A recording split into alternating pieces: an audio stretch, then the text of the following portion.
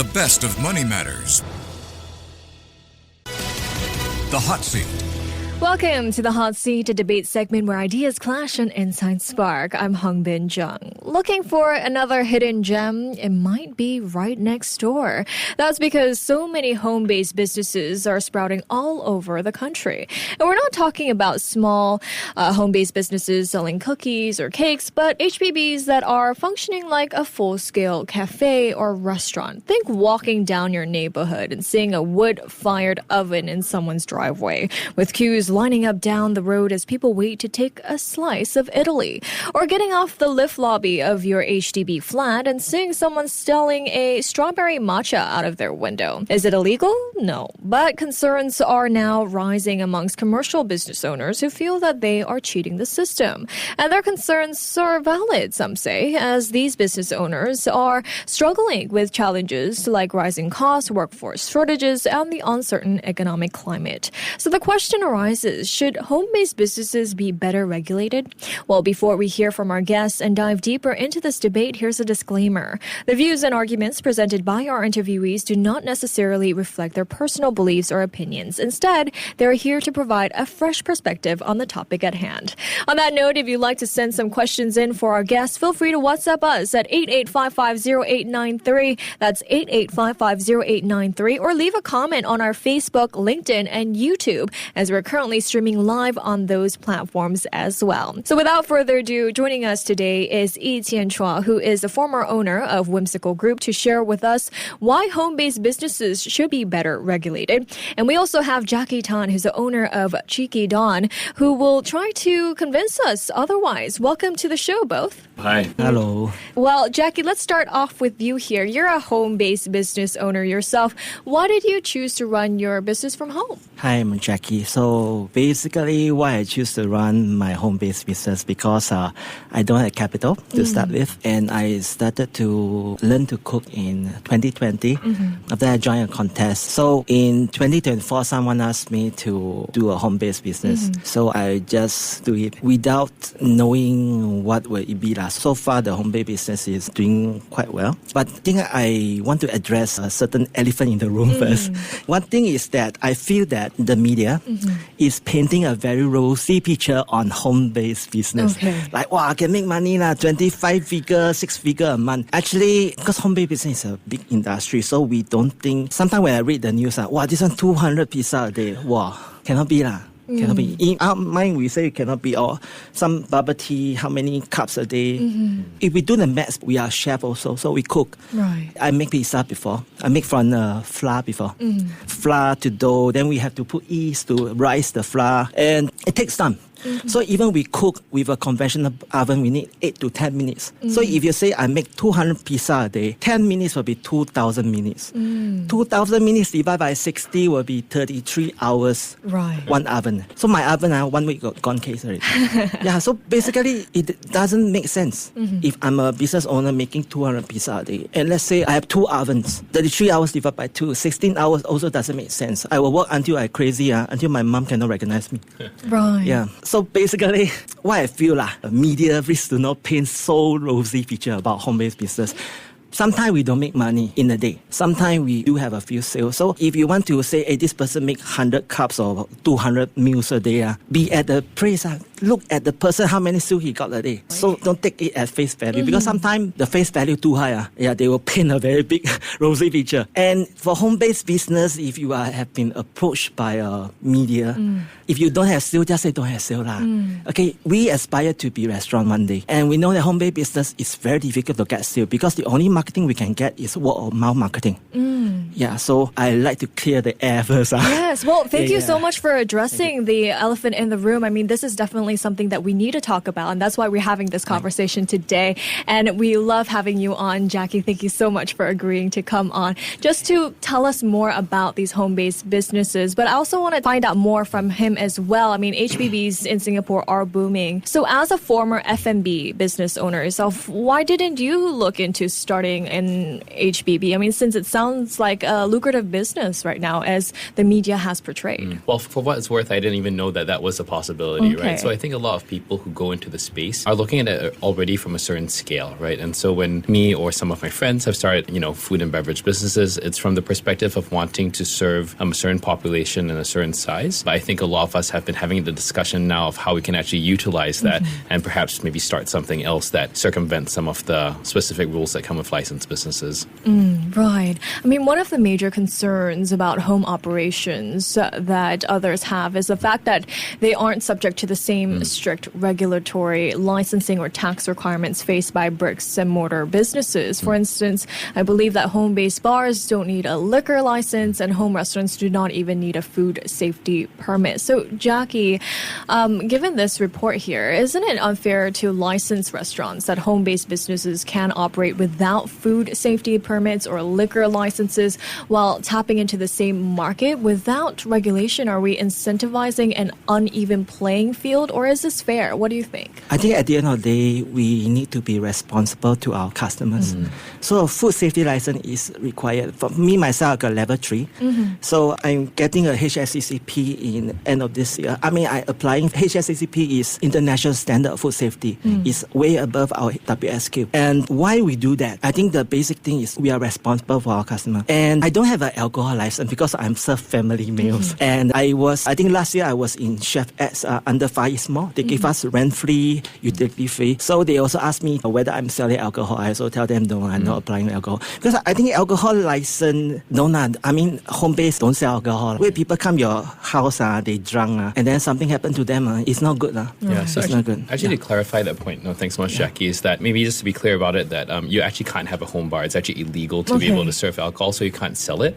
So you can provide it as something. So as an example of, say, Jacky had someone at his place and they brought their own alcohol, that's possible. But I was talking to a couple of people about it. From a bar perspective, you actually can't sell alcohol. So for people who are doing that, that's actually illegal. I think looking at it from a license perspective, or I guess for people to be able to get, their, WSQ permit or whatnot in terms of, food safety. Right now, it's not mandatory, right? So essentially, it's nice to have. It's something that the Singapore Food Agency has stated that they don't need to have it, but it's a nice to have. And so I guess it depends on where you're coming from, right? So for people like Jacky, they actually care about it and they are willing to go above and beyond. But then you also have people who are trying it out and that might have differing standards, right? So I guess to Jacky's point, he's right. You can't classify them all into just one big home-based business thing, but there are definitely people who are going above and beyond to be careful and safe, and then there are people who are just trying their luck and doing that. And that's the issue, right? Because you don't even know these businesses exist. And so if they do something that's wrong, it's actually going to affect someone like Jacky because he's never done anything like that. But someone else comes along, starts a matcha bar or decides to do food, and they poison someone day one, right? And then it's actually unfair across the board, which is why I think when we look at it from a licensed operator perspective, there are two different parts to it, right? One, I don't think we're trying to stifle that. We're not trying to say that, oh my gosh, you must be fully regulated, right? I think it's more of the perspective that licensed businesses shouldn't be so regulated because I think the powers that be go above and beyond sometimes when they are very pedantic about certain rules. But secondly, when it comes to home-based businesses, I think we actually welcome that. We want to see that entrepreneurship. But the issue there is that there's zero regulation. You don't have to register your home-based businesses with the Singapore Food Agency. And that's, I think, where the gap is. Okay. Well, Ee Chien, I mean, you've spoken out on this issue previously and called it double standards for home businesses. Yeah. But, I mean, why is it considered unfair towards F&B business owners that home-based businesses have more leeway when the scale of the business is different from that of a regular business? I mean, Jacky has also talked about this. They cannot promote it. It's just through word of mouth. So if you operate a business in a public space, shouldn't you be, at the end of the day, held to a higher standard and have more accountability to the public? Yeah, so I think you have to look at it in different ways, right? One, home-based businesses can promote. They can do it on social media. So word of mouth is definitely one way. The other way you can do it is on Instagram or TikTok videos, etc. and all that, which we've clearly seen online, right? You cannot have a menu in front of your place, etc. I mean, you can't have like big signage that says like, this is my home-based business, but you clearly can do it from a social media perspective. If you look at F&B in general or any business nowadays, your online marketing is so much more important than in-place marketing or marketing that's just there. And so that's one big distinction. Secondly, I think when you talk about scale, there are different operators. Some people that sell 5 cups a day, then you have one coffee on the porch that sells 100 cups a day. And then to Jacky's point, the one that's doing 200, either to Jacky's point, they're not telling the truth, or they're operating at such a scale where they actually are operating at a restaurant scale and they're clearly circumventing the rules around that. So either not telling the truth or clearly operating as a full-fledged restaurant. Okay. Well, the Singapore Food Agency has guidelines in place which home-based businesses can sell cookies, cakes, or home-cooked meals straight out from their kitchen, but only if you stick to selling direct to, individual customers, keeping operations small, and do not turn into a full-blown catering outfit, right? So, Ee Chien, I believe in one of your LinkedIn posts, you questioned why the SFA or even the URA is not doing anything about it. But if they aren't doing anything about it, doesn't it mean that the situation is not pervasive enough that requires an investigation? Yeah, so I guess it depends, right? It depends on how much they care, right? If you're looking at it from a pervasiveness perspective, obviously there must be enough because the media is able to cover quite a wide swath of companies or I guess home-based businesses that are doing this at the moment. And then the question is, I think their reply to the media was essentially, we deem it low risk enough where we haven't seen any, food poisoning or anything like that. But then my question back is, so are you waiting for food poisoning to happen and then you actually start doing that? So they're actually going it from a reactive perspective as opposed to actually trying to be a bit more proactive. And that's actually dangerous because that means you're waiting for someone to get very sick or die from one of these experiences and then you actually regulate it. And that actually might be a bit of a concern, I think, for a lot of people, actually. I need to address the one about food safety, food poisoning and food safety. If based on statistics, the number of food poisoning case is caused by catering company. Yeah, why is it so? Why is it not home-based? Like we go to a mom's house, dad's house, or friend's house. It's a home. Yeah. So they cook a small amount, and then they will try their best to cook the best for you. So I don't think they will have lapse in food safety and stuff like that. Because for us, we are responsible for our customer. And second thing, why catering company has such a large amount of food safety issue, food poisoning cases, is because sometimes there are large orders, and then your kitchen is only this size. Your stove is only 1, 2, 3. That's all. If you have large orders, some people will tend to cook a lot of food in one wok. Like chicken, if uncooked chicken will cause salmonella. Salmonella can cause death and food poisoning. That's the thing. But for home-based business, sometimes I have to reject large orders. Because we understand our operation, our scale is small. So we have to be responsible. At the end of the day, still be responsible for our customers. So we cook just enough portion that we can manage in that hour. Yeah, so sometimes I do have to reject large orders. So, and one thing about regulation, I hope government can step in and help home-based businesses like us to have an insurance, at least a third liability insurance. That's commercial. They will have that, but we don't have. So sometimes if we gonna sabo, although we do our best to make sure that our food is of food safety standard, but sometimes some people, our competitor may come in and sabo, say, I got stomachache because I ate your food, things like that. And then how? Right. So we need a liability insurance to protect that. I have been asking a few insurance providers, they don't have for home-based business. So this is a risk if we are in the home-based line. Well, despite the guidelines set out by the Singapore Food Agency, some of these operations mirror professional restaurants in terms of their setup and volume. I mean, according to ST, a home restaurant serving 10 diners daily could make up or $1,500 per night or around $30,000 a month if it operates 5 days a week. Jacky, you spoke about how the media portrays this as such a rosy picture, right? Some of the numbers might be overblown out of the picture. Yeah. Some people might not be telling the truth. But how would you respond to someone who says, aren't home-based businesses essentially cheating the system? The one about 1,500 a month, a day, right? That is categorized as private dining. So private dining in Singapore, they range from $88 to maybe $200 a day. And private dining, sometimes they can only serve one group of customer or 2 or 3 groups of customer. I did a private dining section before. I helped some chefs to do that as well. So basically, because home-based is like F&B industry is like a multiverse, very diversified. We got private dining, we got bakery, we got bento, we got papachara and all this. So if we want to compare apple to apple, right? Private dining, we need to compare with Michelin restaurant in Singapore. So Michelin restaurant space usually is about 60 to 70 seating per restaurant. That's a small scale. So one person, they make $200. So if it's a full house, 70 seating will be $14,000 a day. 1 month can be half a meal. But you're talking about home base. Usually HDB can only serve one group of customer. Right. 10 10 packs per table, the table has to be very long and very big. Normally, it's actually 4 packs. And sometimes they will not have sale. And normally, if we do private dining, we only do about 3 days in a week. Because when we buy ingredients, we make sure they are fresh.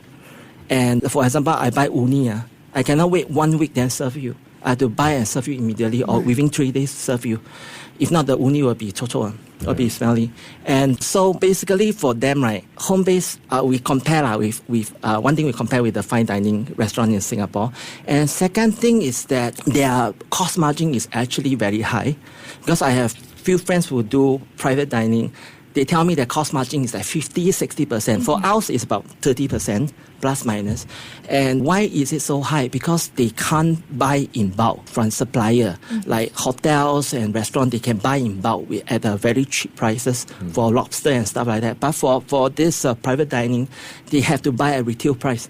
So if you say you make 150 per customer, actually you minus all the costs, maybe about 60, 70, and then you have to prepare 10 courses. Because I'm a chef, 10 course. One course is not just a fish like that. We have to put the sauce, we make the veggie and all this. So one plate, we can spend like hours just to prepare the one plate. I think the example that you brought up specifically was actually a certain place in the East that does Cantonese dining. So I think that's a big enough house. Again, to Jacky's point, certain places are smaller than others. Some are larger. For them in particular, I think they have three dining areas, and they have 10 people for each area. And I think they're booked out to March 2026. So again, there are different scales, but there are clearly some players that I guess are following the letter of the law versus the spirit of the law. And that's where the distinction is. I mean, it seems like it is a case-by-case situation here, and we cannot generalize that everyone is making 1,500 per night, right? Yeah. So, I mean, if we were to regulate home-based businesses as we do for bricks and mortars, how would you respond to the argument that stricter rules do create an unfair barrier for, to entry for those with a lower capital trying to start a livelihood from home, Ee Chien? I mean, Jacky did say that he started a home-based business because he did have lower capital. Yeah. And the point around it, again, is that I think for us licensed operators, we're not trying to, belittle the home-based businesses. I think for the home-based businesses, it would be nice if there's even at least just a registry of them so they know that they exist, right? And then they're able to at least check in and make sure that they're following the rules that are there. So that's one. Secondly, again, from the licensed operator perspective, I think the point that we try to reiterate is that we're not trying to, make it hard for them. We're trying to make sure that it's less punitive for licensed operators, because right now, whether it's SFA, whether it's URA, they do some things that are very strict. And I think it causes a lot of issues for the licensed operators when they're trying to start a business.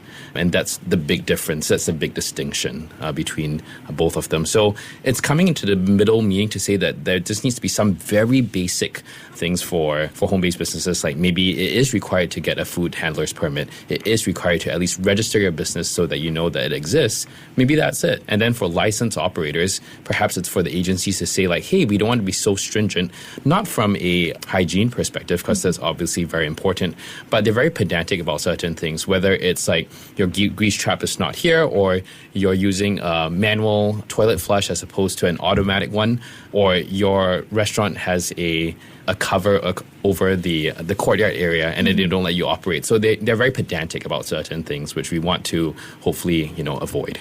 Okay. Well, it looks like according to ST, home-based business operators say they are mindful of the URA, HDB, and SFA guidelines that do apply to them, but some others were not really clear about the rules until they were interviewed. So, Jacky, if some home-based businesses claim that they weren't aware of the existing rules, then whose responsibility should it be when it comes to being accountable? Their responsibility, because you're doing a business, of course you need to be aware the rule of the business. Yeah, when we business people, so when we set up business, we need to understand what are the do's and don'ts that permit to us. So there's no excuse if you don't know about the thing. Right. Yeah. Well, we're coming to the end of our discussion here. So I would just like to get some final thoughts, maybe starting with you, Ee Chien. What kind of regulations do you think are needed for these, home-based businesses that would be fair enough without affecting their livelihood? Yeah. So, I can mention those points again, which is really just to make it quite basic, make it quite simple. Actually, it was an interesting point that you brought up. Whose responsibility is it? So if SFA actually had some more basic guidelines, which is just say you have to register and you have to read this and you have to watch this, 20-minute video and you have to get a food handler's permit. Those are just some basic things that protect the outside consumer. At the end of the day, you're still serving a consumer. It's not that you're not serving someone else other than your family. So that would be important. And then I think going back again to the point of really being a bit more fair when it comes to being not so stringent when it comes to certain things for licensed businesses. Right. And Jacky? One thing I think home-based business is not as rosy as you think. You need to work very hard, especially you're the one making the food. So I have friends from MasterChef, I'm from MasterChef. So they also started from home-based, and I got 3 of them. And my friend, they are very hardworking. So sometimes they have to deliver to the customers a sandwich. You minus all the costs. You didn't even earn the money. But why we are doing all these things is because we want to serve our food. As simple as that. Right. So I think your mindset have to be different. Don't come in, home base, confirm can make money, low rental. No such thing. You have to work from scratch, especially you are not a shop. Home based business is not as rosy as you think. Work hard. Just work hard. Yeah. Well, I think I've heard great perspectives from both of you today. Thank you so much for joining us today. Thanks for having Thank us. you. Thank you. We've been speaking to Ee Chien Chua, who's a former owner of Whimsical Group, and Jacky Tan, who is the owner of Cheeky Dawn. This has been The Hot Seat. Thank you so much for joining us on our social media and on air as well. Tune in again next week for another Hot Seat. To listen to more great interviews, download our podcasts at audio.sg or download the audio app. That's AWEDIO, audio at the App Store and Google Play.